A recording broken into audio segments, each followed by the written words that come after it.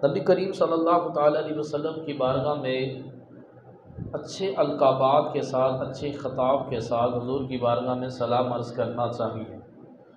جبرائیل علیہ السلام حضور نبی کریم صلی اللہ علیہ وسلم کی بارگاہ میں آ کر سلام عرض کیا کہ السلام علیک یا اول، السلام علیک یا آخر، السلام علیک یا ظاہر، السلام علیک یا باطن۔ نبی کریم صلی اللہ تعالیٰ علیہ وسلم کی جبرائیل علیہ السلام نے 4 صفات بیان کی، اول، آخر، ظاہر اور باطن۔ نبی کریم صلی اللہ علیہ وسلم نے ارشاد فرمایا جبرائیل یہ صفات تو میرے رب کی ہیں۔ اللہ تبارک و تعالیٰ اول یعنی کہ ہمیشہ سے ہے، اور آخر یعنی کہ ہمیشہ رہے گا، ظاہر یعنی کہ اس کی ربوبیت بالکل ظاہر ہے، اور باطن یعنی کہ اللہ تبارک و تعالیٰ کی حقیقت عقل اس کی ذات کا ادراک نہیں کر سکتی، یعنی کہ وہ ایک ایسی چھپی ہوئی چیز ہے کہ دنیا میں کوئی بھی انسان جن سر کی آنکھوں سے اس کو دیکھ نہیں سکتا۔ یہ صرف نبی کریم صلی اللہ تعالیٰ علیہ وسلم کی خصوصیت تھی کہ حضور صلی اللہ علیہ وسلم نے سر کی آنکھوں سے رب کائنات کا دیدار کیا۔ تو حضور صلی اللہ علیہ وسلم نے ارشاد فرمایا کہ جبرائیل اول، آخر، ظاہر، باطن، یہ تو رب کی صفات ہیں۔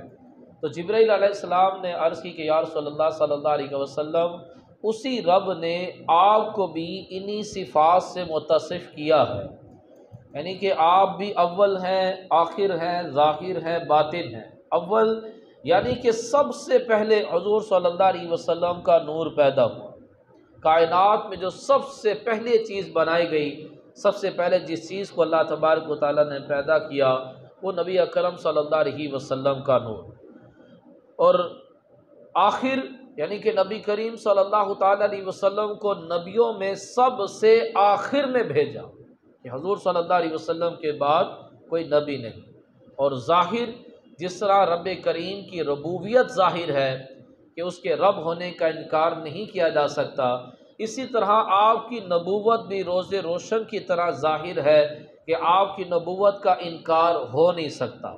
جو بھی کرتا ہے وہ اپنی ہٹ درمی کی بنا پر کرتا ہے، ادروائز آپ کی نبوت جو ہے وہ روز روشن کی طرح ظاہر ہے۔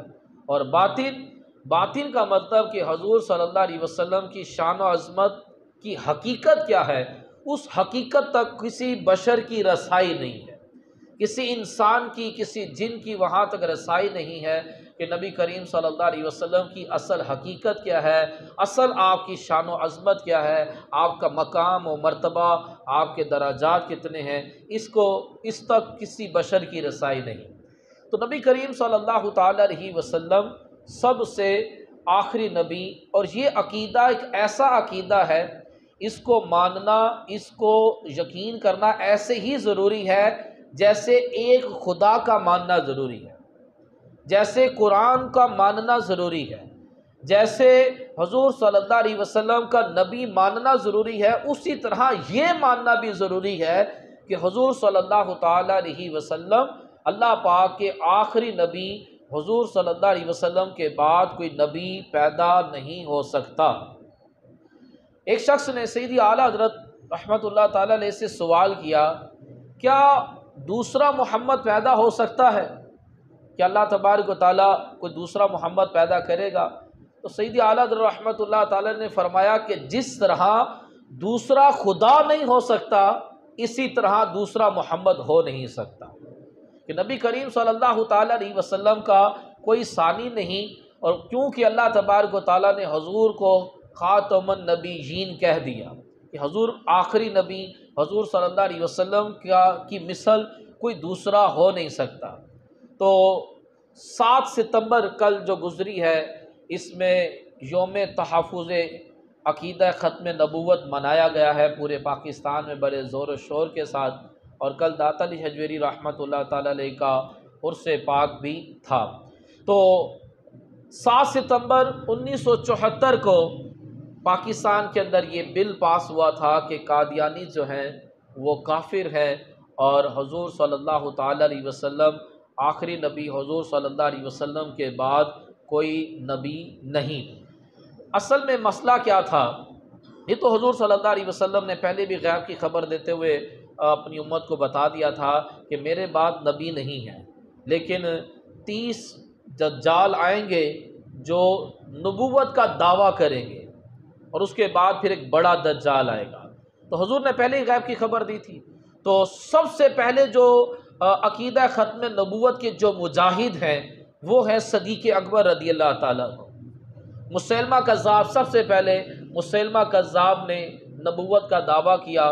حضور صلی اللہ علیہ وسلم نے حالانکہ کہا تھا کہ میرے بعد نبی نہیں، اس نے دعویٰ کیا، اور صدیق اکبر رضی اللہ تعالیٰ عنہ نے اس کے ساتھ جنگ کی اور اس کو واصل جہنم کیا۔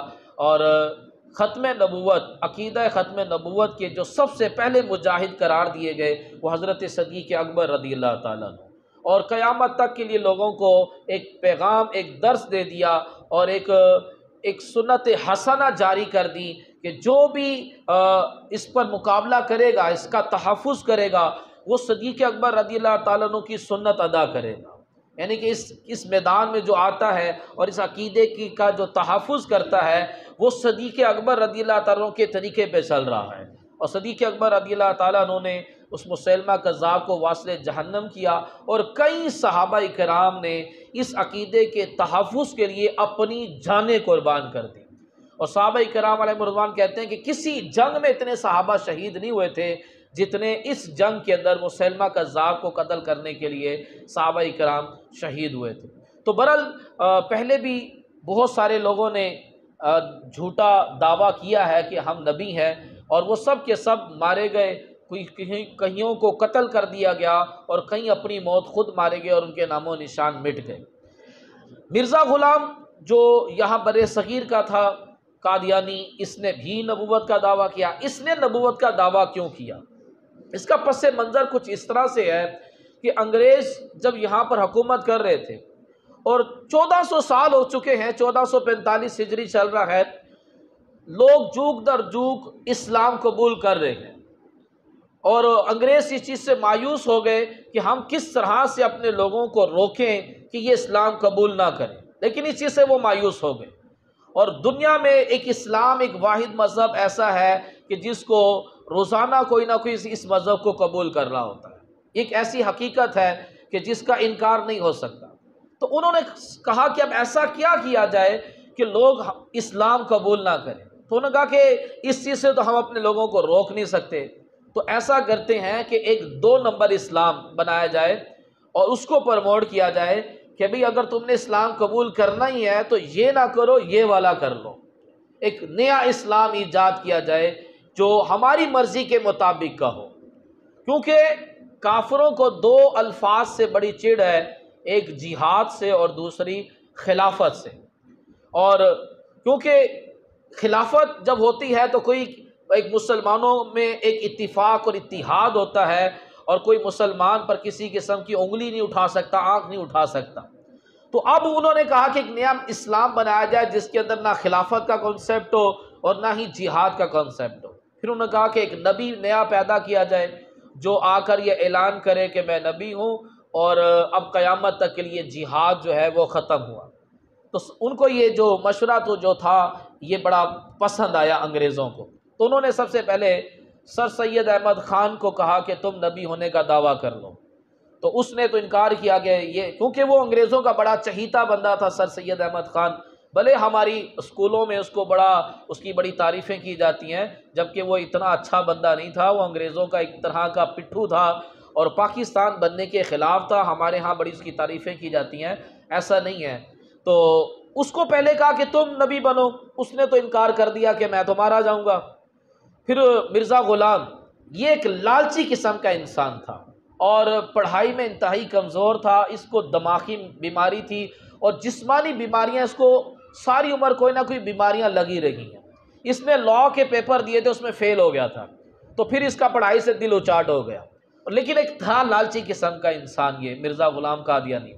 تو اس کو انگریزوں نے کہا کہ تم نبی ہونے کا دعویٰ کرو، تو یہ اس پر ایگری ہو گیا اور دولت کی خاطر اس نے انگریزوں کی بات مانی، اور اس کو انگریزوں نے پوری سیکیورٹی دی، پورا سیکیور کیا۔ تو اب اس نے نبی ہونے کا دعویٰ کیا، اور اس کی کتاب ہے براہین احمدیہ۔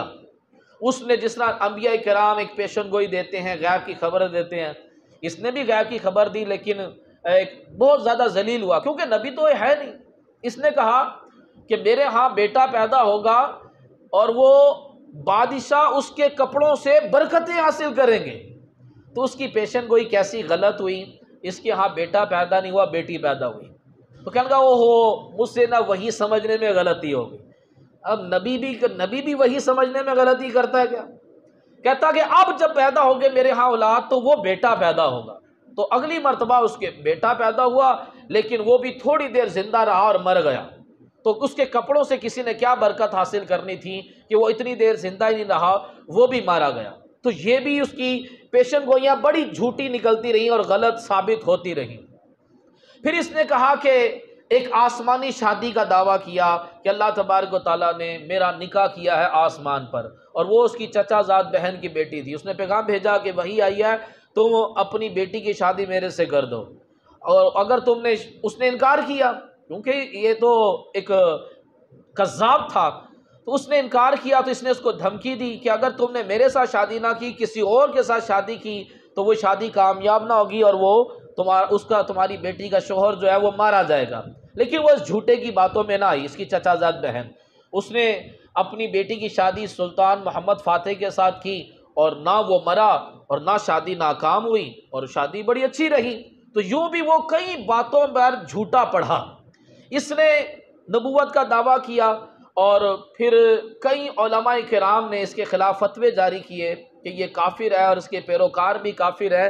لیکن پیر میر علی شاہ رحمۃ اللہ تعالی علیہ نے اس کے خاتمے کا اپنی زندگی کا مشن بنا لیا تھا، اس کو خاتمہ کرنے کا۔ جہاں قادیانی ہوتے آپ وہاں پہنچ جاتے، آپ تقریریں کرتے، ان کے خلاف تحریریں بھی کرتے، اور ان کو مناظرے کے چیلنج بھی کرتے۔ پیر میر علی شاہ رحمۃ اللہ تعالی نے اپنی زندگی کا ایک مشن بنا لیا تھا۔ تو اب اس کو جو نا ویسے کئی بیماریاں تو اس کے جسم میں لگی ہوئی تھیں، پھر اس کو ایک بیماری لگی، اور اس کو کئی پخانے اس کے جسم سے خارج ہونا شروع ہوئے، اور یہ استنجا خانے میں گیا، اور اسی طرح اس کے جسم سے پخانے خارج ہو رہے تھے، اور اس کی گلی سڑی لاش پخانے میں لت پت مرا ہوا یہ استنجا خانے میں ملا۔ اس طرح یہ گندی موت یہ مرا، اور لیکن پھر بھی جو ہے وہ اس کے پیروکاروں کو عبرت حاصل نہیں ہوئی، کیونکہ اصل بیک گراؤنڈ کیا ہے؟ وہ مال ہے۔ 99% قادیانی مذہب صرف مال کی لالچ میں ہی قبول کرتے ہیں، ورنہ سب کو پتہ ہے جو کوئی بندہ دین جتنا بھی نہیں جانتا، اتنی بات تو بچے کو پتہ ہوتی ہے کہ حضور آخری نبی ہے، حضور کے بعد نبی کوئی نہیں۔ حضور نے فرمایا میرے بعد اگر کوئی نبی ہوتا تو عمر ہوتا، میرے بعد نبی نہیں ہے، اگر ہوتا تو عمر ہوتا۔ تو جب وہ اتنے جلیل القدر صحابہ کرام میں اور آپ کی اولاد میں سے کوئی نبی نہ ہوا تو یہ کانا کہاں سے نبی بن سکتا تھا؟ تو بہرحال پھر بھی اس کے پیروکار کو عبرت حاصل نہ ہوئی۔ وجہ کیا ہے؟ کہ مال و دولت، اور دوسرا کہ کافروں نے اس کو پوری سپورٹ کی، اس کو پرموٹ کیا، اور اس وقت قادیانی مذہب جو ہے اس کو اسلام بنا کر یورپ کے اندر بہت زیادہ پرموٹ کیا جاتا ہے کہ یہ والا اسلام قبول کر لو، کیونکہ اس اسلام میں نہ جہاد ہے نہ خلافت ہے، اور یہ والا جو 2 نمبر اسلام ہے یہ کافروں کے مطلب کا ہے، کافروں کی مرضی کا ہے، اس لیے جو ہے وہ اس کو پرموٹ کیا جاتا ہے۔ تو میرے محترم اسلام بھائیو، یہ ابھی تک اپنے مشن میں لگے ہوئے ہیں۔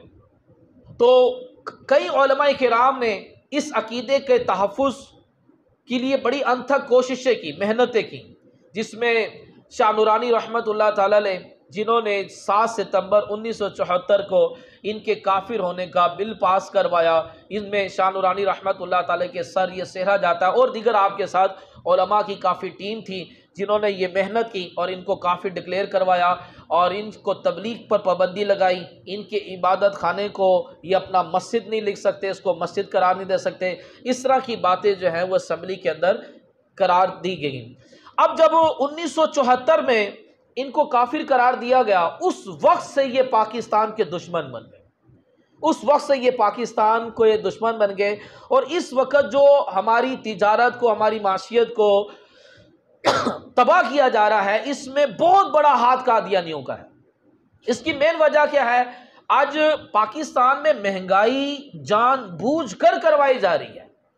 یہ کوئی پاکستان ایک بڑا زرخیز ملک ہے۔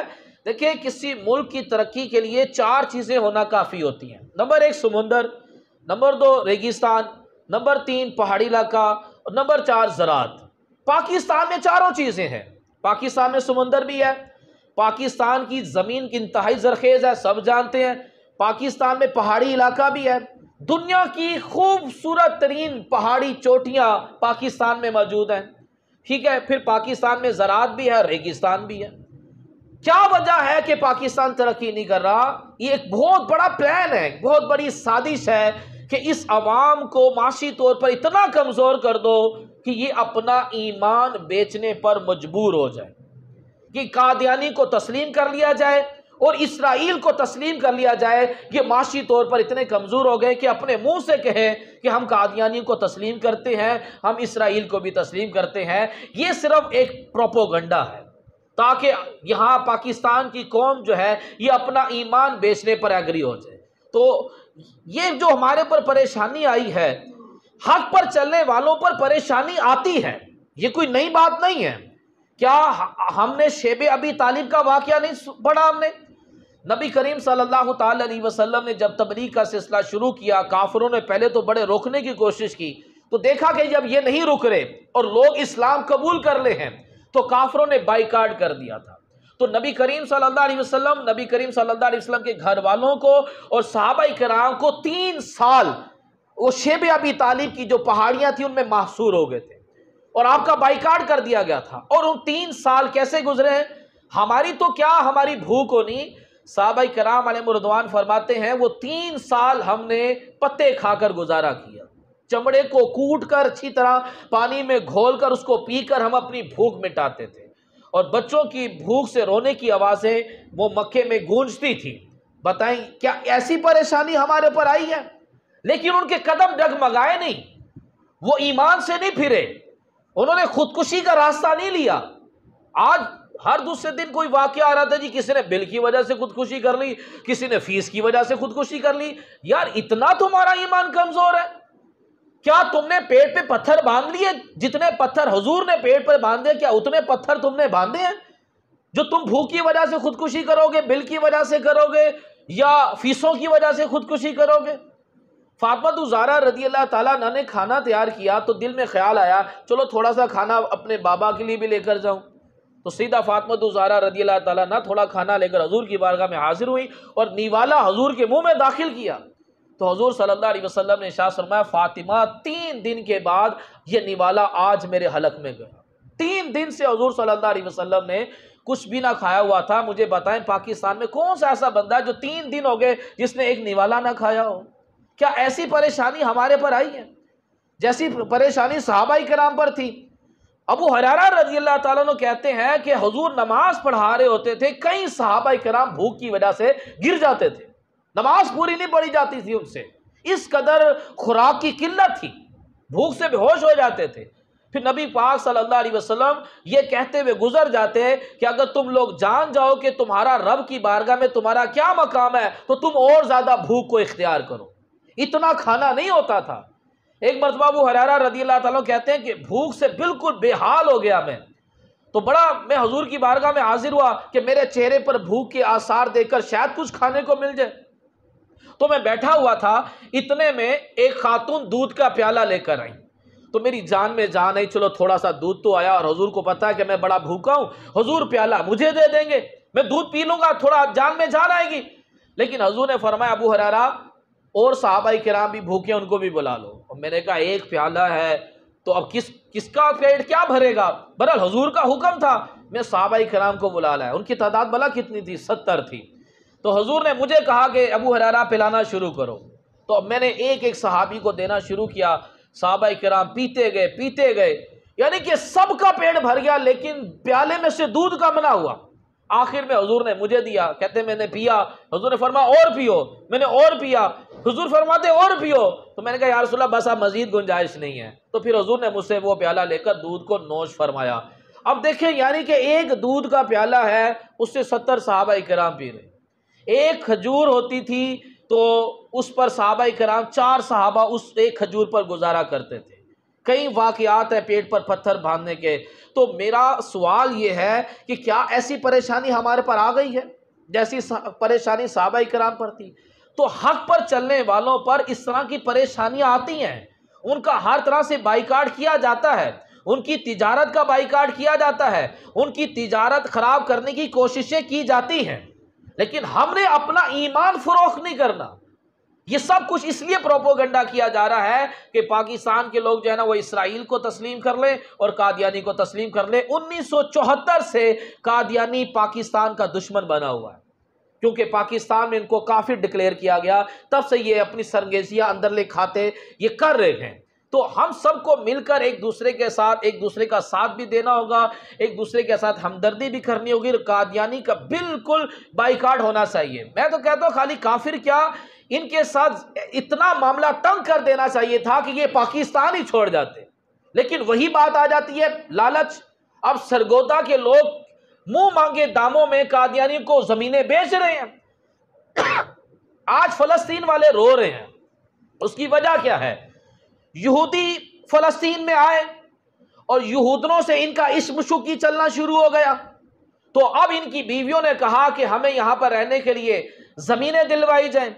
تو اس وقت جو خلافت عثمانیہ تھی تو فلسطین والوں نے جو خلیفہ عبدالحمید تھا اس کو لیٹر لکھا کہ یہودیوں کو زمین دی جائے، یہاں رہنے کے لیے جگہ دی جائے۔ تو خلیفہ عبدالحمید نے کہا کہ فاروق اعظم رضی اللہ تعالیٰ عنہ کا یہ قانون ہے کہ یہودی صرف بیت المقدس کی زیارت کے لیے آئے گا، یہاں پر اس کو رہنے کی اجازت نہیں۔ وہی قانون آج بھی باقی رہے گا۔ تو فلسطین والوں نے اپنی ہی خلافت کے خلاف بغاوت کر دی، خلافت عثمانیہ کے خلاف ہو گئے، انہوں نے بغاوت کر دی، انہوں نے یہودیوں کا ساتھ دیا، برطانیہ کا ساتھ دیا، خلافت عثمانیہ کے ٹکڑے ٹکڑے ہو گئے، اور بڑے شوق کے ساتھ انہوں نے فلسطین کے اندر یہودیوں کو رہنے کی جگہ دے دی، کیونکہ یہودنوں کے ساتھ ان کا عشق شکی چل رہا تھا۔ اب ہوا یوں کہ آہستہ آہستہ یہودی زمین پر قابض ہوتے گئے۔ پہلے اتنا سا اسرائیل تھا، اب وہ بڑھ کر اتنا بڑا ہو گیا اور فلسطین اتنا سا رہ گیا، اور پھر فلسطینیوں کو انہوں نے قتل و غارت شروع کی، فلسطینیوں کو مارنا شروع کیا، اور آج فلسطینی اپنی اس غلطی پر روتے ہیں کہ ہم نے یہاں یہودیوں کو رہنے کی جگہ کیوں دی۔ اور ایک وقت ایسا آئے گا، ایسا نہ کہ ہمیں بھی رونا پڑے کہ ہم جو قادیانیوں کو یہاں رہنے کی جگہ دے رہے ہیں، قادیانی اسلام کا بھی دشمن ہے، قادیانی نبی کا بھی دشمن ہے، قادیانی ہمارے ملک کا بھی دشمن ہے، اور جو اللہ رسول کے دشمن کو اپنا دشمن نہ سمجھے اس کی ہلاکت ہے، پھر وہ کامیاب نہیں ہو سکتا۔ تو اس کو تھوڑا غور کرنا چاہیے، چند ٹکوں کی پیسوں کی لالچ میں آ کر ایسی حرکت نہ کریں کہ آپ قادیانی کو زمین بیچیں، قادیانی کو پلاٹ بیچنا شروع کر دیں۔ یہ آہستہ آہستہ یہ ہماری رگیں کاٹیں گے، ہماری جڑیں اکھیڑ دیں گے۔ یہ دیکھیں اس سے بڑھ کر اور کیا بات ہوگی کہ جو نبی ہمارے نبی کریم صلی اللہ علیہ وسلم کے سامنے کھڑا ہو کر اپنی نبوت کا دعویٰ کرتے، اس سے بڑھ کر اور کیا بات ہوگی، اس سے بڑھ کر اور کیا دشمنی ہوگی۔ تو اگر قادیانی کو اگر کوئی بندہ اپنا دشمن نہیں سمجھتا، وہ اپنے ایمان کا علاج کروائے، اس کے ساتھ بیٹھنا، اس کی نوکری کرنا، اس کو ملازمت پر رکھنا، اس کو چیز بیچنا، اس سے چیز خریدنا، وہ قیامت والے دن حضور کی شفاعت کا سوال کیسے کرے گا کہ جس نے قادیانی کے ساتھ ایسے تعلقات بنائے ہوئے ہوں۔ تو اپنی آخرت کی فکر کریں اور نبی کے دشمن کو اپنا دشمن سمجھیں۔ یہ ایمان کا تقاضا ہے کہ بہترین عمل یہ ہے کہ اللہ کے لیے کسی سے محبت کرنا اور اللہ ہی کے لیے کسی سے نفرت کرنا۔ کس سے نفرت کی جائے گی؟ جو اللہ رسول کے دشمن ہے، اور اللہ رسول کے دشمن کون ہے؟ واضح طور پر شیاطین کا، شیطان کو ماننے والے، اور شیطان یہ سب اللہ کے دشمن ہیں۔ تو اس چیز کو سمجھیں اور تھوڑا صبر سے کام لیں۔ ہر ایک وقت کا، ہر کام کا ایک لیمٹ ہوتی ہے۔ گرمیاں اپنے وقت پر جائیں گی، سردی اپنے وقت پر آئے گی، دن اپنے وقت پر ختم ہوتا ہے، رات اپنے وقت پر ختم ہوتی ہے۔ ہر چیز کا ایک وقت ہے، خوشی کا ایک وقت ہوتا ہے، خوشی آتی ہے، اور ایک وقت ہوتا ہے خوشی ختم ہو جاتی ہے۔ بیماری آتی ہے، اس کا ایک وقت ہوتا ہے، وہ اپنے وقت پر بیماری ختم ہو جاتی ہے۔ اس وقت ہمارے پاس ایک پریشانی کا وقت ہے، لیکن ایک ٹائم آئے گا کہ یہ ختم ہو جائے گا۔ اس کے والے سے پریشان نہیں ہونا کہ ہم اپنا ایمان بیچنا شروع کر دیں۔ ہاں چلو جی، قادیانی کو تسلیم کرنے سے کیا ہو جائے گا، اسرائیل کو تسلیم کرنے سے کیا ہو جائے گا، کچھ نہیں ہوتا، کر لیتے ہیں۔ تو اس چیز پر جو ہے بندے کو اپنا ایمان پہ ڈگمگانا نہیں ہے۔ یہ امتحان ہماری زندگی میں بھی ہے اور موت کے وقت بھی ہوگا۔ حضور صلی اللہ علیہ وسلم نے شیطان سے دیکھا کہ اس کے ہاتھ میں ایک پانی کی بوتل تھی، حضور نے فرمایا اس پانی کا کیا کرے گا تو کہنے لگا کہ جب نزع کا عالم ہوتا ہے تو بندے کو پیاس بڑی لگتی ہے، تو میں اس پانی کے بدلے میں اس کا ایمان خریدتا ہوں، تو یہ امتحان نزع کے وقت پہ بھی آئے گا۔ تو جس کا ایمان مضبوط ہے، جس نے علماء سے سنا ہوگا، جب نزع کا عالم ہوگا، شیطان جب اس کا ایمان خریدنے آئے گا پانی کی بوتل کے بدلے میں، تو بندہ تکلیف تو برداشت کر لے گا لیکن پانی کے بدلے میں اپنا ایمان نہیں بیچے گا۔ تو نہ ابھی ہمیں اپنا ایمان بیچنا ہے اور نہ ہی نزع کے وقت اپنا ایمان بیچنا ہے۔ ہمارے قدم ڈگمگانے نہیں چاہیے، بندہ اپنا کلمہ سلامت لے جائے، آگے حضور بخشوانے والے، آگے معاملہ درست ہو جائے گا، لیکن اپنا کلمہ اپنا سلامت لے کر چلا جائے تو دیکھیں پھر انشاءاللہ آگے پھر بندے کے لیے وارے نیارے ہیں۔ اللہ تبارک و تعالی ہمیں سمجھنے کی توفیق عطا فرمائے۔ کل جو ہے یوم منایا گیا ہے تحفظ عقیدہ ختم نبوت، یہ ہمیں مرتے دم تک ہمارا یہ مشن رہنا چاہیے، اور یہ مشن صدیق اکبر کا مشن ہے، ہمیں ان کے مشن پر چلنا ہے، اور اس میں ہماری دنیا اور آخرت کی کامیابی ہے۔ اللہ پاک ہم سب کو عمل کی توفیق عطا